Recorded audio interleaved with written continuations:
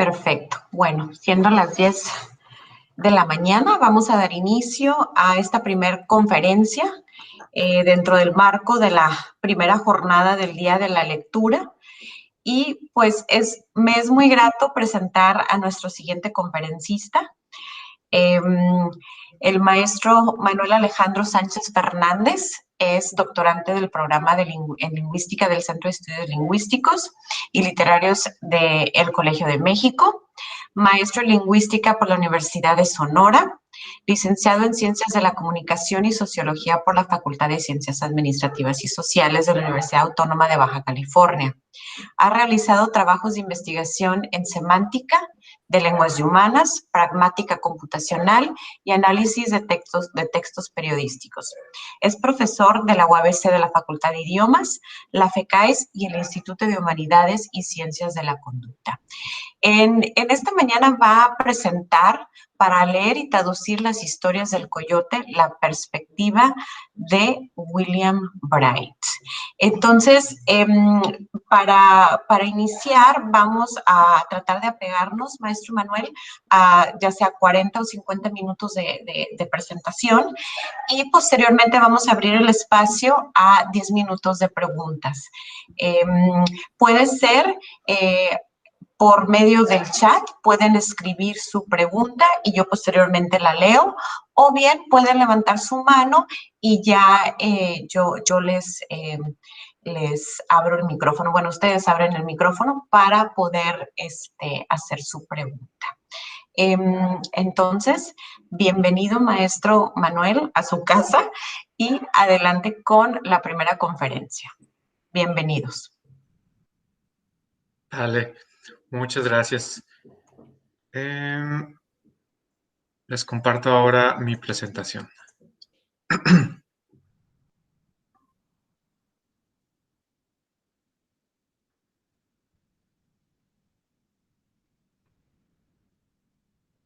¿Sí la podemos ver? Sí, ¿sí? Adelante, maestro. Okay. Bueno, pues muchas gracias por estar por acá. Me toca empezar esta jornada, que me parece un ejercicio muy interesante también para la facultad. Y dentro de lo que les puedo compartir este día, tomé una síntesis de la perspectiva de William Bright sobre cómo leer y traducir las historias del coyote, lo cual me pareció pertinente por el contexto, ¿no? Pero antes de eso, déjenme les cuento una historia. Uno de los mitos yumanos trata sobre las hijas del tecolote. Y esta historia inicia diciendo que el coyote estaba detrás de las hijas del tecolote. Las hijas del tecolote no querían estar con el coyote, así que se fueron al cielo. Y ahí, como estrellas, se quedaron para, pues, impedir que el coyote pudiera encontrarlas de manera fácil.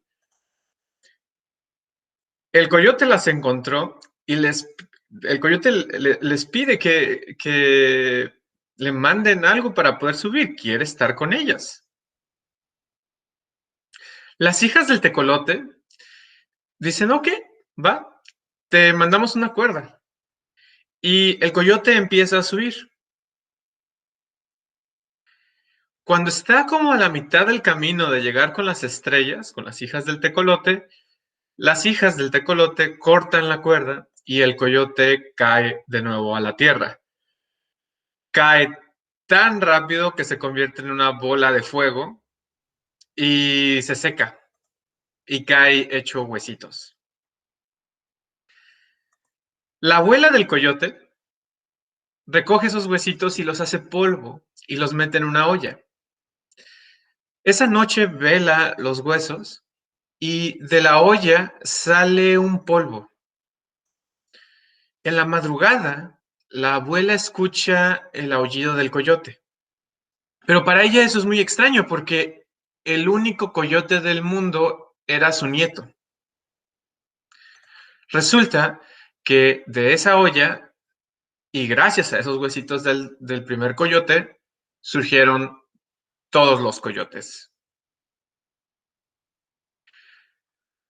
En las historias de los humanos, pero también de los pueblos del desierto, que por ello me voy a referir a varios grupos, el coyote se nos presenta como una especie de contradicción entre lo rural y lo urbano en cuanto a entidad física biológica. Vagabundo, un glotón, un mimado, un ladrón y un lujurioso viejo. Pero también es un perdedor, un constructor, un pragmático y un sobreviviente. El coyote en estas historias se puede vincular a un arquetipo asociado a este arquetipo del pícaro divino o el trickster, el loco, en esta idea jungiana, ¿no? Aunque yo me refiero a él, y de hecho en la bibliografía se refieren a el coyote, no hay un género realmente determinado, entonces también podría ser la coyote, ¿no? Digo, y por mencionar algunos ejemplos a los cuales se puede llegar a vincular esta entidad, tenemos a los gemelos de Popol Vuh, a Lilith, a Maui, a Eris, Prometeo, Nanabuzu, y los distintos kitsune de la cultura japonesa. Pero el coyote en los mitos de los pueblos del desierto se entiende mejor como una mezcla. Sí, es el pícaro, pero también es el transformador, es el héroe de la cultura. El coyote roba el fuego y el salmón, enseña las lenguas en beneficio de los humanos, define roles para su gente e incluso establece la muerte, pero al mismo tiempo es un bromista que es grotescamente erótico, con un hambre insaciable, extremadamente vano, engañoso y astuto, a veces torpe, víctima de sus propios engaños. No actúa como el creador original, sino que cambia las cosas que han sido. No se podría interpretar como alguien altruista del todo, no cuando robó, por ejemplo, el corazón de uno de los dioses. El coyote no establece reglas morales que seguir, establece lo que es posible en el mundo, nada más. No es de extrañar que entonces, y durante un buen tiempo, a finales del siglo pasado, hubo gente muy interesada en estudiar esta criatura mítica en este lado del mundo, particularmente en el oeste, lo que vamos a llamar, les digo, California, Baja California, Sonora, Nevada y Arizona.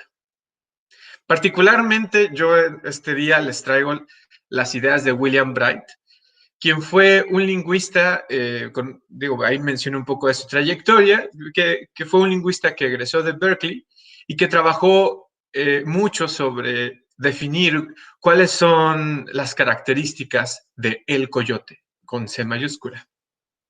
Destaca su trabajo en la descripción del Karok, que es una lengua que está en California, al norte de California, el estudio y la comparación entre lengua oral y lengua escrita, y las historias sobre el coyote. Para ello, plantea 4 asunciones que se tienen sobre los relatos en general de los pueblos del desierto, que tendríamos que tener cuidado al momento de traducir estos textos.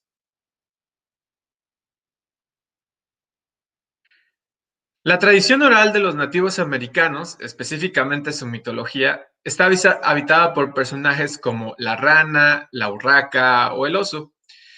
En la zona occidental del continente americano sobresale uno de estos personajes llamado el coyote.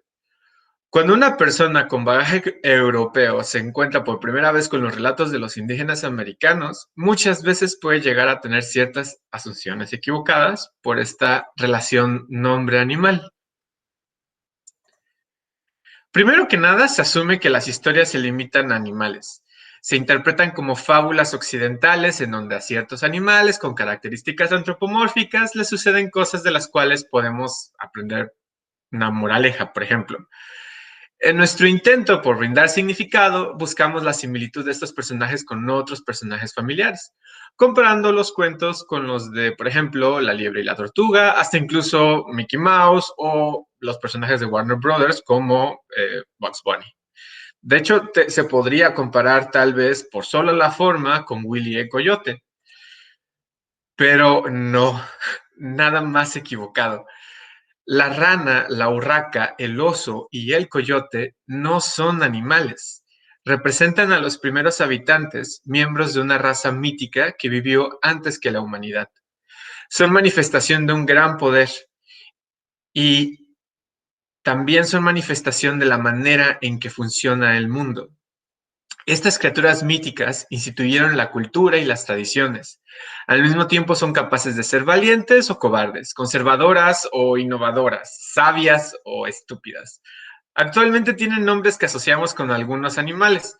En algunos casos pueden llegar a coincidir características físicas y psicológicas de esas criaturas con los animales reales, de tal manera que, por ejemplo, una forma de representar a la entidad del coyote podría ser como la que se vio en los bocetos que les mostré al inicio, una especie de mezcla entre características humanas directamente y características del animal. Esto se debe a que cuando los humanos surgieron, los primeros habitantes se transformaron en las especies de animales que aún llevan su nombre. Es decir, estos primeros habitantes no eran animales originalmente, sino que fueron decantados en esas formas que ya existían. El concepto más cercano, tal vez, el de algún tipo de Dios, podría definirse como eso, pero no de la manera en que estamos acostumbrados. Y es que si fuera necesario interpretar al coyote como algún tipo de deidad europea, lo más cercano sería Loki de la mitología nórdica. Por lo que la primera asunción que nos pide William Bright tener cuidado es que son historias con animales y que a lo mucho son animales y luego son entidades sagradas, lo cual esto no es cierto, son otra cosa, ¿no? Son estos primeros habitantes. Hay que tratar la historia de esa manera. En cuanto a la segunda asunción que presenta William Bright, plantea que toda historia debe tener algún tipo de final o de enseñanza. Las fábulas tienen la clásica moraleja que cierra el círculo de por qué la historia está siendo contada en primer lugar. En otros casos establecen el por qué las cosas son como son. Le dan una explicación al orden del mundo. Los relatos indígenas tienden a tener esta clase de oraciones de manera explícita, pero en otros muchos casos, estas conclusiones pueden ser inferidas.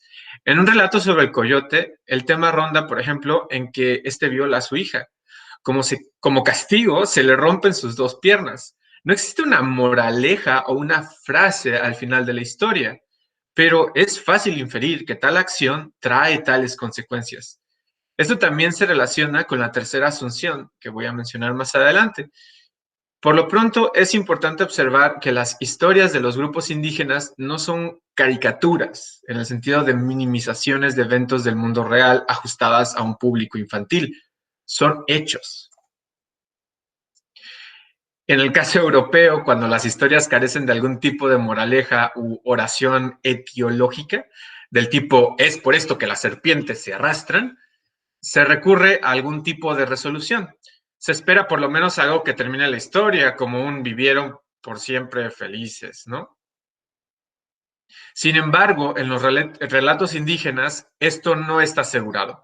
Por ejemplo, en la historia de la creación de los mojaves del río Colorado, y ahí pongo la ubicación más o menos, los mojaves son otro grupo yumano-cochimí, pero de Estados Unidos, que está por acá. En la historia de la creación, Mazhamjo, una deidad en los mitos, inventa la muerte, crea el río Colorado, establece los ritos y después sencillamente se convierte en una isla pescadora infestada por algún tipo de plaga. Aún existe pescando en los ríos. Esta clase de mitos no ofrecen un final feliz o satisfactorio, solo terminan estableciendo hechos. Así es el universo. Por lo que la segunda asunción que menciona William Bright, a la que tenemos que tener cuidado, es interpretar que las historias deben de tener un final feliz, una conclusión o un cierre. Para esta clase de relatos no es necesario. Son descripciones del mundo a veces, ¿sí? La tercera asunción, de las que nos comenta William Bright, tiene que ver con que el estereotipo europeo sobre las historias de animales, especialmente aquellas que tienen que ver con animales antropomórficos, está estructurado de tal manera pensando en que su público principal tal vez eran niños. En el mejor de los casos, estas historias infantiles ocupan un pequeño rincón en el conocimiento literario europeo. Hay que acotar que esta idea de lo infantil es moderna, en el sentido de etapas históricas me refiero, ¿no? Por poner solo un ejemplo europeo precisamente, las historias de los hermanos Grimm no carecen de eventos sangrientos que se podrían considerar no aptos para niños, ¿no? Pero no es hasta que sucede una constante decantación y construcción de lo infantil que entonces distinguimos entre historias para niños e historias para adultos. En contraste, las historias de los nativos americanos están creadas para audiencias amplias, tanto para adultos como para niños, y abarcan todos los géneros que se podrían considerar de la tradición escrita, tal vez. Las historias están imbuidas de la cosmogonía de la comunidad, de sus tradiciones religiosas, historia, leyes, tragedia y comedia. Contienen secciones en donde el canto es lo más importante, mientras que en otras hay recreaciones de diálogos entre personajes ancestrales. Algunas veces se concluían estos diálogos con alguna forma de rezo, lo que implicaba cierto poder mágico para restablecer las condiciones del mundo u obtener alguna habilidad o cualidad particular. En los mitos californianos se puede encontrar prácticamente cualquier género de la tradición literaria europea. Textos sagrados, textos para entretenimiento, instructivos, aspectos sobre realismo mágico o relatos pornográficos. Por lo que la tercera asunción que pide William Bright tener cuidado es suponer que los relatos con animales son infantiles. En el caso de los relatos de los pueblos del desierto, no, esto es del todo correcto. Finalmente, la cuarta asunción que señala William Bright, y una de las grandes diferencias entre los relatos europeos y los indígenas americanos, tiene que ver con las tradiciones encargadas de pasar a la siguiente generación el conocimiento. Los relatos europeos tienen una tradición escrita que está cerca de llegar al milenio en algunas zonas. En otras, son mucho más antiguas. Esto ha permitido crear una, vamos a llamarle, forma estándar, una estructura base de cómo debe de ser contado un relato.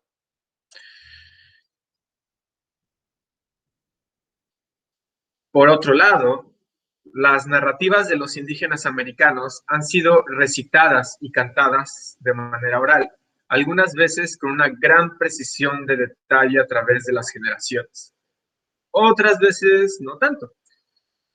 Por lo que los relatos tienen una forma, no necesariamente llegan a tener una forma correcta y completa en el sentido, por lo menos, de cómo estamos acostumbrados que tiene que ser una historia completa, ¿no? Sin embargo, ya que la gente ha escuchado estas historias repetidas veces a lo largo de sus vidas, los personajes se han vuelto arquetipos familiares y los puntos importantes de la trama son bien conocidos. Frente al vaivén a lo largo de los siglos, las generaciones, los relatos mantienen su fuerza evocativa.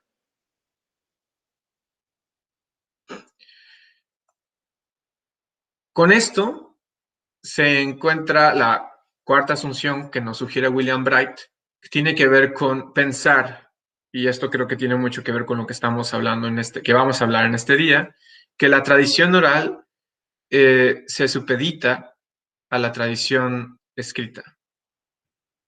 Y esto es un problema al momento de traducir los mitos desde las lenguas indígenas a alguna lengua europea.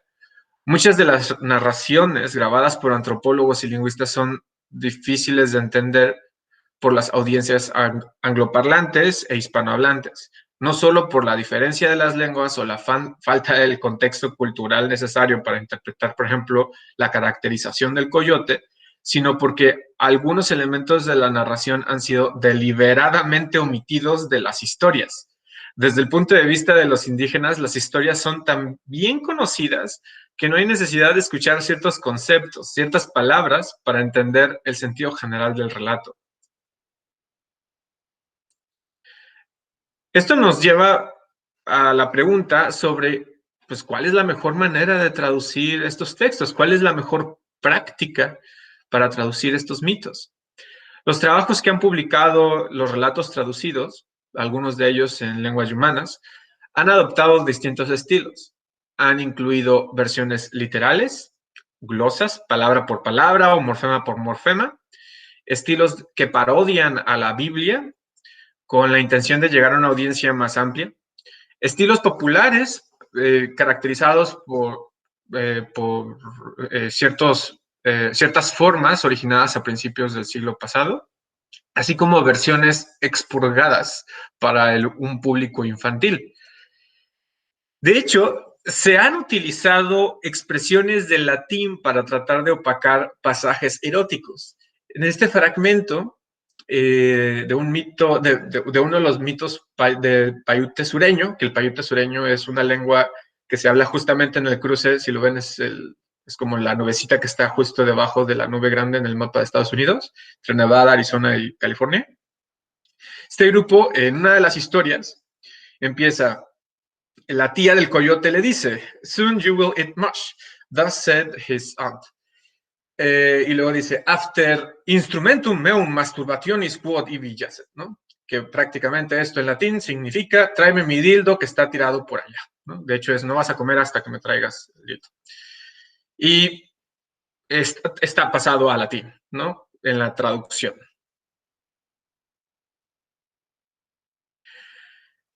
Tenemos también ejemplos de pasar las traducciones a prosa, lo cual también tiene algunos problemas, pero de hecho estos problemas no se contrastan o no surgen hasta que los investigadores proponen una manera de traducir los textos llamado etnopoética.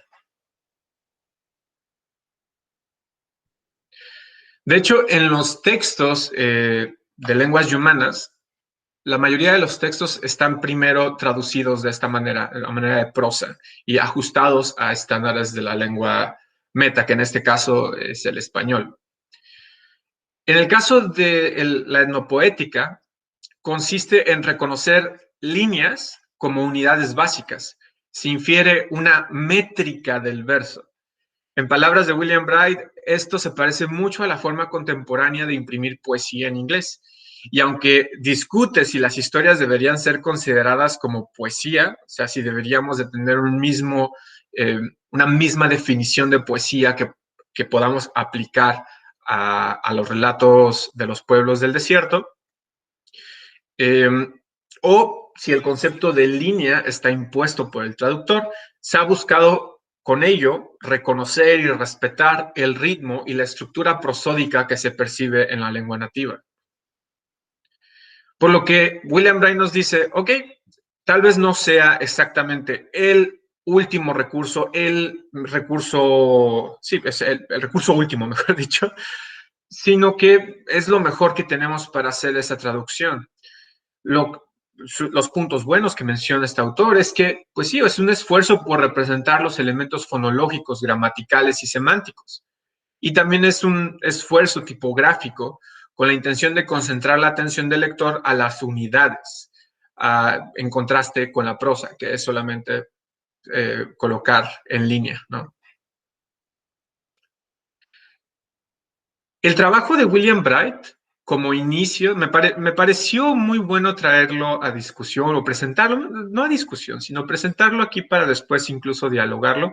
Me pareció es buen primer paso para aproximarnos a cómo leer y traducir las historias del coyote, pero de la mitología en general, del conjunto de relatos de los pueblos indígenas. Me parece que este autor nos otorga, por su trabajo, una especie de decálogo de lo que deberíamos estar haciendo si quisiéramos traducir estas historias. Sin lugar a dudas, lo primero que menciona es se necesita conocer la lengua, y él como lingüista es a nivel estructural. La idea también es no solamente poder observar los textos, sino poder capturar aspectos paralingüísticos que son únicos en la oralidad, ¿no? Propios de la oralidad. Y también el buscar capturar esta métrica del verso, y lo pongo de nuevo entre comillas porque corresponde específicamente a detectar muchos de los casos patrones prosódicos, de cuándo termina, cuándo se hacen las pausas y cómo esto le va dando forma incluso a la resolución, a la forma de presentar los eventos en el relato. Menciona que como traductores, el objetivo debería de ser comentar aspectos como, por ejemplo, el rol del coyote en cada cultura dentro del texto que se esté traduciendo. También comentar diferencias entre los coyotes de las distintas culturas de los pueblos del desierto, la relación con el coyote animal, ¿no? ¿Qué características se comparten? La relación del coyote y otros trickster de los nativos americanos, como el cuervo. El cuervo también tiene características de trickster, de pícaro divino. Contrastar al coyote con la... Y uno de los comentarios es contrastar al coyote con la mitología mesoamericana, lo cual creo que esto también podría ayudar a contrastar, pero a diferenciar quiénes somos, en dónde estamos en Baja California y el resto del país.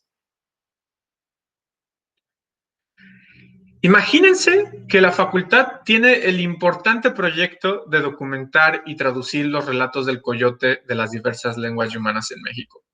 ¿Qué tendríamos que considerar para traducir estos relatos?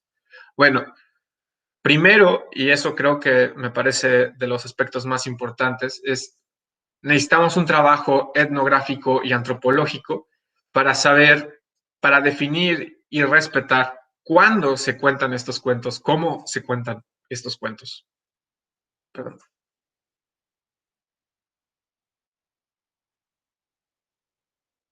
A eso le sigue entender la estructura y buscar un equivalente en nuestra lengua y cultura, lo cual este tipo de traducción no estaría orientada como público tal vez a todos los pueblos indígenas, pero sería un intento de comprender, ¿no? Y de comunicar a otro tipo de público, lo cual estaríamos buscando esta clase de traducción intersemiótica más que interlingüística.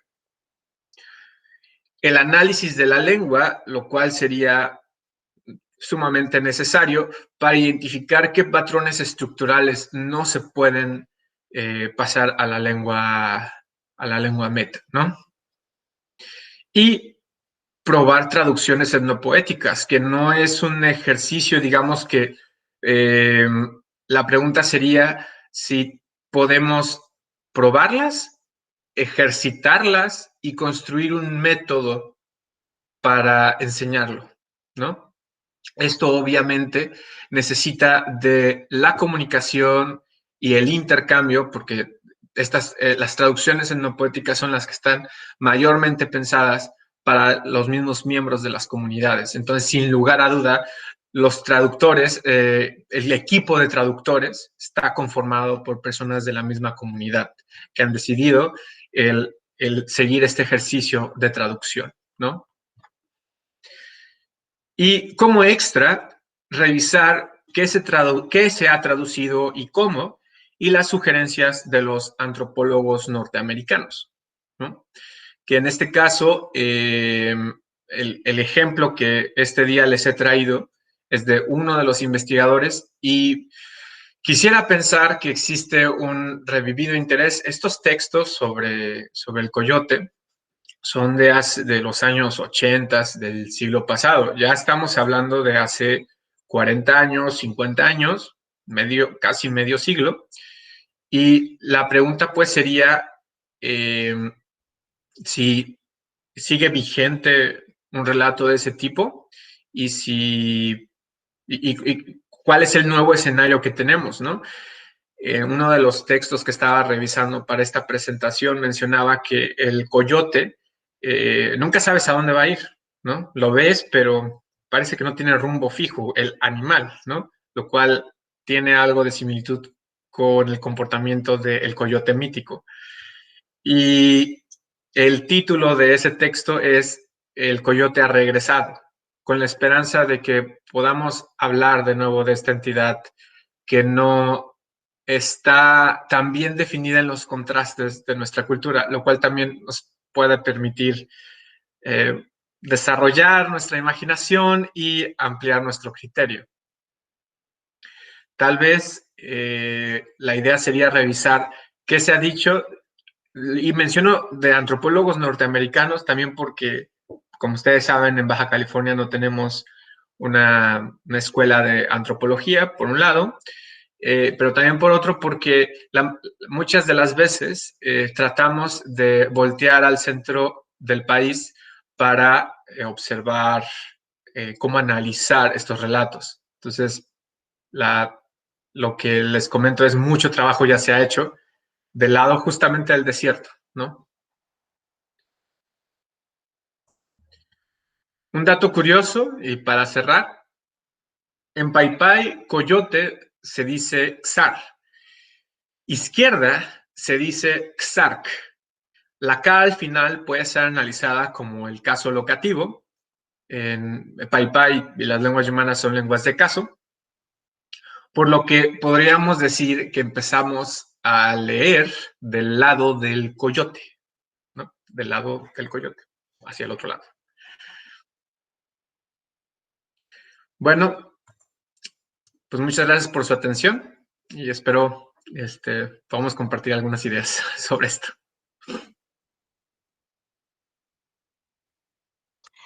Muchas gracias, maestro Manuel.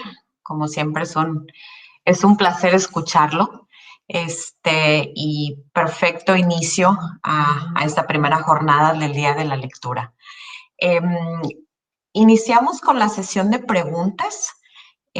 No sé si tengan, sí, aquí hay una pregunta por medio del chat. Iniciamos con el doctor Saúl, que pregunta, ¿cuál es tu opinión sobre el hecho que la traducción de un relato, la lectura, la interpretación y la construcción de una realidad está supeditada a la política, la ideología y la cultura social del espacio-tiempo del momento? Pregunta el doctor Saúl González Medina. Si entiendo bien la pregunta, supongo que parte, o sea, si juntamos todos los textos que hemos como grupo que llegó a la Baja California, ¿no? Como los mexicanos que llegaron o las compañías que llegaron, ¿no? A un territorio que ya estaba ocupado por los grupos humanos. Si partimos de ahí y buscamos, bueno, ¿qué tanto se ha traducido, qué tanto se ha pasado a texto, ¿no? Tal vez podamos tener una radiografía de qué tanto hemos podido apoyar desde entonces a las minorías para que ese tipo de conocimiento se conserve. A lo cual me refiero, hay ciertas características, como mencionan, políticas y económicas, que vuelven en algún momento necesario traducir estos textos y después se vuelve a olvidar, ¿no? Luego vuelve a emerger y vuelve a olvidarse.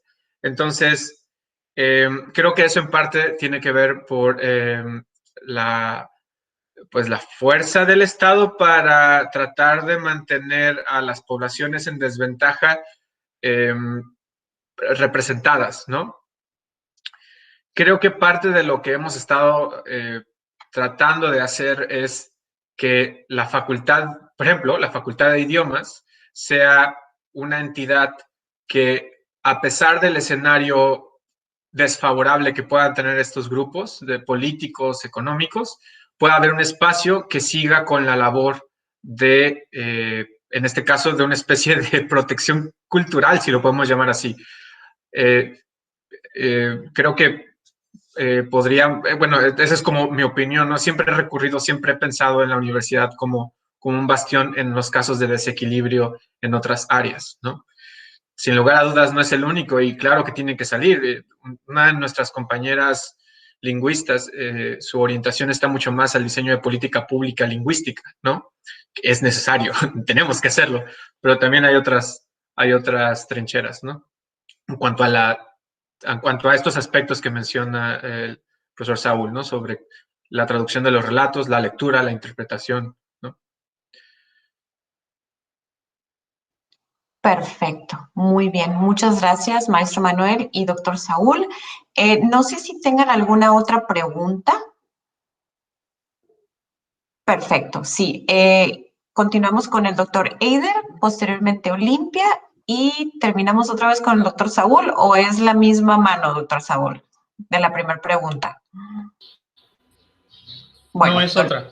es otra. Una Ok, aclaración. perfecto. Ok, muy bien. Entonces, doctor Eider, adelante. Gracias. Muchas gracias, Manuel. Me gustó mucho la conferencia, la figura del coyote. Ya anteriormente, hace como 2 meses, en una clase de lingüística, surgió el tema de las lenguas humanas y por ahí vimos un pequeño relato del coyote de los quiliguas como el creador. Parece que es una figura pues bastante recurrente en los grupos humanos. Y yo me preguntaba cuando tú exponías si desde la morfología del cuento de Vladimir Prop puede ser visto como el donante, el protagonista, quizás también un poquito con algunas pistas del antagonista. ¿Se podría trabajar en alguna función? Bueno, me lo pregunto, pero si tú tienes alguna reflexión igual, pues si nos comentas, pero mucho me pregunto si la teoría de Vladimir Prop y las 31 funciones podrían encajar para analizar al coyote y los relatos que de él derivan. Creo que sí, en este caso se necesita mucho un trabajo interdisciplinario, no solamente de lingüistas, sino también del antropólogo y de los literatos para, pues, coayudar a entender todo lo que conforma a las Californias a través de los pueblos y humanos y que los pueblos están presentes no solamente a través de su lengua, sino también de la literatura y cómo esto es un elemento muy valioso de la identidad de toda esta región que vale la pena rescatar y dar a conocer. Y creo que aquí la facultad tiene como un tesoro, un saber al alcance que bien puede rescatar eh, para seguir fortaleciendo pues la identidad de toda esta península y de este lugar que sigue siendo maravilloso. Bueno, yo desde mi perspectiva, como vengo del otro lado del país, siempre sigue siendo para mí una incógnita las Baja Californias, entender a las Baja Californias. Eh, la raíz de las Californias y las Baja Californias a través de los pueblos y humanos es algo que para mí parece todavía como aquellos colonizadores que buscaban así como que la fuente de la juventud, la fuente de los tesoros. Para nosotros los lingüistas y antropólogos, pues todavía sigue siendo algo por descubrir. Hay algo por ahí que todavía se tiene que descubrir. Sí, sí, creo que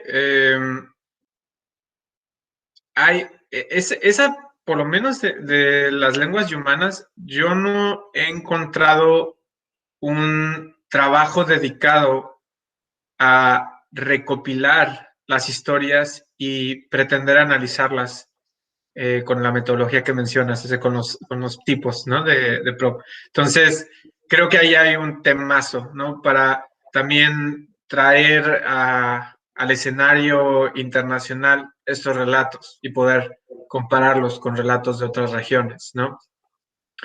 Eh, por lo que, sí, o sea, creo que es posible poder hacer esa clase de análisis. La pregunta sería, ¿cuáles serían las limitaciones y cuáles serían las ventajas al momento de hacer? O sea, hay que hacerlo, ¿no? Para anotarlo. Y te digo, creo que eso ya se podría hacer una tesis, ¿no? Por ahí o varias tesis de licenciatura o una de doctorado. Y pues sí, lo que comentas sobre la identidad de la región, una de las características que menciona William Bright es no se concentra solamente en los pueblos yumanos, sino en todos los pueblos de la región del río Colorado. Entonces, lo que nota es que todos comparten, hay una que le llamarían una matriz mitológica en toda esa región, eh, lo cual también creo que por la frontera da esta ilusión como de que estamos separados de lo que sea que suceda del otro lado de la línea, pero culturalmente toda esa región está conectada, estuvo conectada durante milenios, ¿no? Durante siglos. Creo que parte de esto, de llamar la atención sobre estos relatos, es también llamar la atención sobre esta conexión que nos supera a nosotros como civilización occidental que llegó después, ¿no? Sí, sí, y pues sí, lo que mencionas, estoy de acuerdísimo. La facultad tiene ahí pues tiene un tesoro, ¿no? Para apoyar la recuperación, la conservación de estos relatos. Yo lo más como nota de lo que mencionas también es, yo al principio, cuando yo estaba estudiando la licenciatura, por ejemplo, yo tenía muy poco conocimiento sobre estos relatos, muy poco. De hecho, cuando se comenta la idea del coyote, ¿quién? ¿No? O sea, ¿por qué esta entidad? ¿No?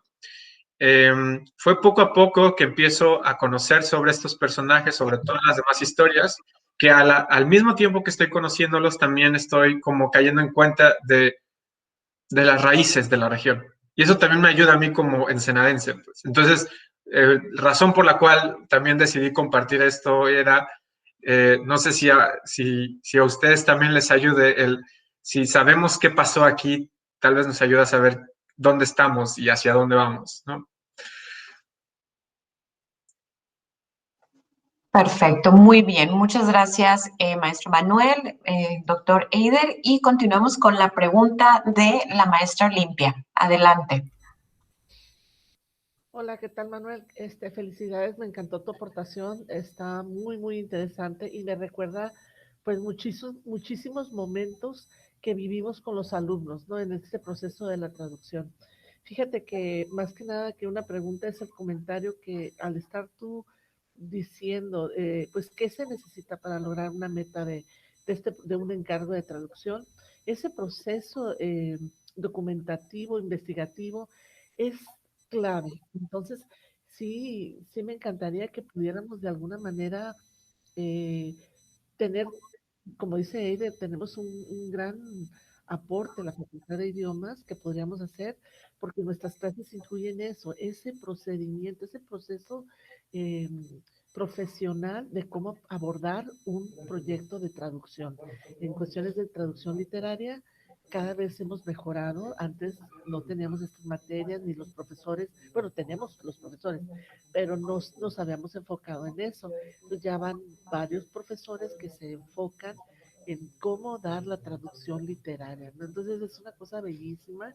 Yo siento que los alumnos descubren como una fuente agradable de conocimiento, de sensación de que ellos pueden abordar la literatura cuando a lo mejor no estaban acostumbrados o no creían que no les gustaba, que no la podrían entender, ¿no?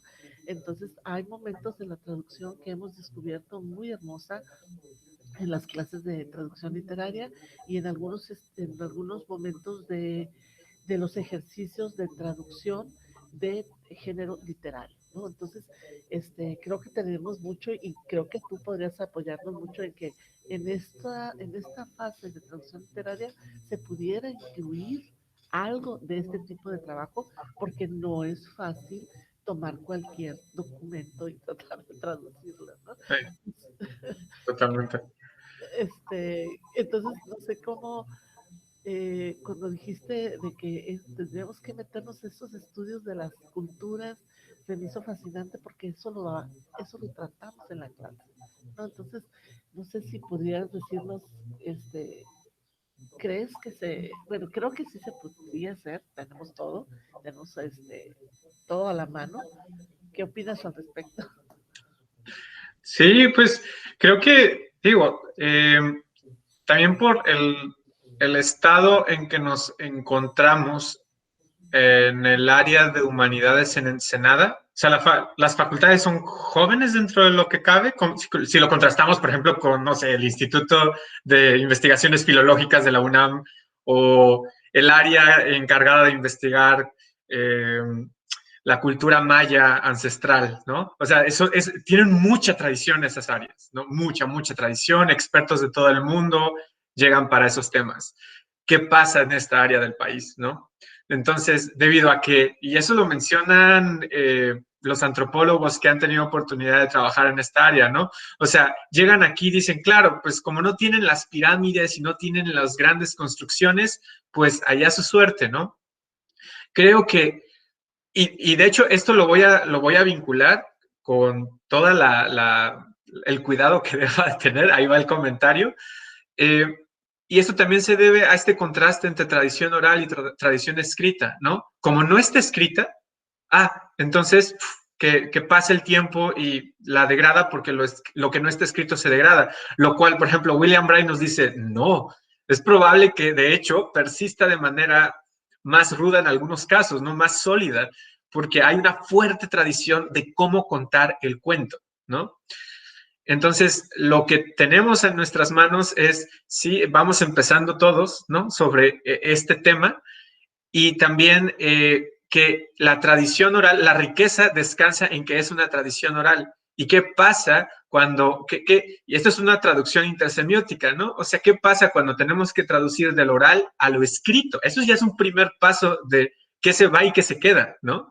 Entonces, creo que ese ejercicio de ese primer ejercicio a mí me parecería muy interesante reflexionarlo en cuanto a los pueblos del desierto. O sea, ¿qué pasa en esta parte del mundo? ¿Qué pasa con los bajacalifornianos, no?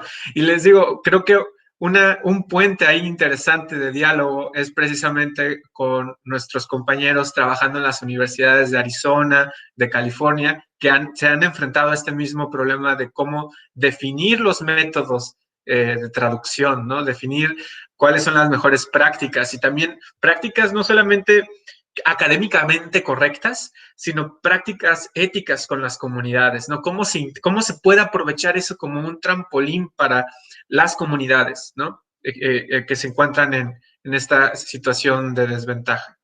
Entonces, sí, o sea, yo creo que lo que diría es, sí se puede, también reconocería que tenemos limitaciones de formación, técnicas, las vamos a tener, porque digamos que no es un área de expertise, esa área no existe, de hecho, tal cual como de tradición oral a tradición escrita. Claro, aquí está el método, ya lo encontramos, ¿no? Ajá, y lo peligrosísimo que fuera no estar conscientes de eso, ¿sí? No estar conscientes de eso y la contaminación, por decirlo de alguna manera, que haríamos del texto, ¿no? Del texto oral o del texto escrito, sí. De acuerdo a la inconsciencia de un traductor, ¿no? Creo que en todo caso lo podríamos ver como una ventaja de que eso podría ser una fuente de conocimiento, o sea, podríamos aprender mucho sobre cada ejercicio de traducción que hagamos en ese escenario, pues. O sea, sería prácticamente cada uno traería, por aquí, por el interés de la publicación, pero sería un artículo nuevo, ¿no? Cada ejercicio. Sí, exacto, sí, pues hay una semilla de oro, la verdad, que creo yo, en el área, en toda esta área y en Ensenada, sí, me explico, que se pudiera trabajar y crecer, cultivar y crecer y no sé, para mucho tiempo y para muchas personas y especialistas como pues los investigadores que están en estas áreas de lenguas indígenas y que podría continuar esta aportación del área de la traducción, ¿no? Entonces, pues hay mucho por donde hay mucho por donde comenzar. Estamos en pañales. Pues muchas gracias, Manuel. Saludos a todos. Gracias. Muchas gracias, maestra Olimpia, maestro Manuel. Y terminamos con la pregunta del doctor Saúl González. Adelante.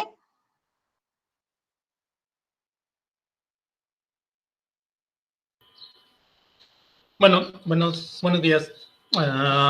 Interesante el tema que presentaste hoy. No, nada más era mi participación para un poco aclarar lo de la pregunta. Y es la cuestión de cuando nos referimos a relatos que tienen bastante tiempo y que fueron desarrollados en un contexto político, ideológico, cultural distinto al que estamos ahorita, la traducción de eso, pues de alguna manera se ve contaminada por el contexto mismo de esta actualidad.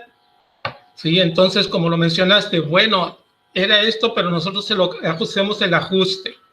Era esto, pero hacemos el ajuste a, ¿no? ¿Por qué? Porque en este momento, de acuerdo a las creencias que tenemos, ¿sí?, no podemos ponerlo tal cual. Y entonces, digamos que de alguna manera hay ajustes o censura, y eso hace que cuando se hace un escrito de tal relato, el lector automáticamente obtiene una interpretación distinta del original. Entonces ya hay una desviación de lo que es la realidad, ¿no? Y eso ha sucedido con muchas cosas, que a través del tiempo y a través de diferentes traducciones, dependiendo del contexto político, ideológico, cultural, pues la realidad se ha modificado porque los relatos entonces han tenido otra interpretación. El relato original está ahí, pero ha recibido diferentes interpretaciones. Inclusive en tiempos iguales, culturas distintas, países distintos, hay variaciones en las traducciones y obviamente en la interpretación y la visión que puedas tener de cierto relato, ¿no? De cierta cultura en la que se escribió. Igualmente cambia la identidad, ¿no? Si tú le quieres dar identidad a un lugar, el estar leyendo algo, el estar interpretándolo, me da una diferente visión de lo que es. Entonces adquiere una identidad distinta de la que se perseguía originalmente. Entonces creo que eso se tiene que tener cuidado, o más bien estar consciente de que están ahí y de que como inclusive en cuestiones de traducción podemos estar entre comillas censurados, ¿no?, de lo que estamos leyendo, probablemente interpretando, y lo que realmente estoy escribiendo como resultado de esa traducción. Y especialmente con relatos que vienen de hace mucho tiempo y condiciones espacio-tiempo muy, muy diferentes. ¿Qué es lo que está sucediendo con la historia? La historia se está reescribiendo cada momento y a partir de relatos escritos que se están reinterpretando a pues, las costumbres de la cultura que se tiene actualmente. Esa era mi aclaración nada más. Gracias. Sí, totalmente. Digo, nomás como un comentario a un lado. En algún momento trabajé con la profesora Armandina González para traducir un relato Pai Pai, y había secciones del texto que no entendíamos ni ella ni yo. El texto era de una generación anterior y no sabíamos exactamente por qué Benito Peralta, que era quien dijo el relato, había puesto ciertas estructuras, ¿no? Ahí, por ejemplo, parte de lo que ayudaba a poder realizar la traducción, digamos, a pasarla a este tiempo, era cambiar ciertas estructuras del relato. Claro, yo tenía la ventaja y creo que el requisito cumplía con el requisito de que Armandina era quien me estaba dando el comentario, no era solamente una sospecha mía, ¿no? Pero además también teníamos tal vez el problema o sea, yo en ese momento, pues yo no tengo formación directa como para decir, ¿sabes? Aquí deberíamos de poner un pie de página comentando sobre que hicimos este cambio, ¿no?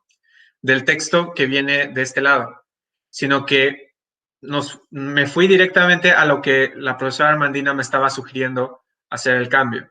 Entonces, es como, sí, el tiempo va a cambiar la estructura. Yo creo que va a depender de quien haga el ejercicio.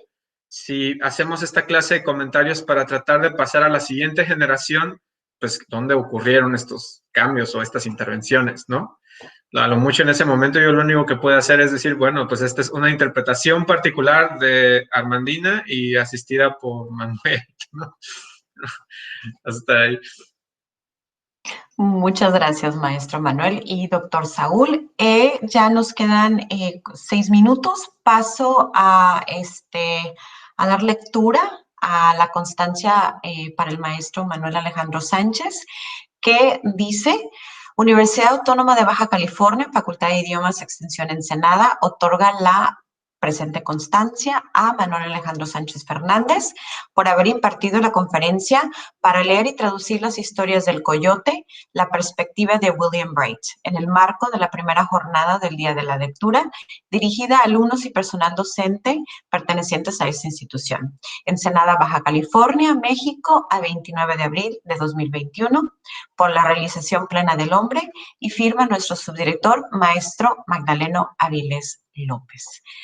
Muchas gracias, maestro Manuel, por esta conferencia que arrancó nuestra primera jornada del Día de la Lectura. Muy interesante, como siempre es un placer estar en sus charlas, muy interesante. Y les comento que ya en unos breves minutos iniciamos con los talleres simultáneos que se van a ofrecer en el horario de 11 a 12. Entonces, por favor, los exhortamos a que puedan asistir a estos talleres muy, muy interesantes. Y muchas gracias otra vez por su aportación el día de hoy.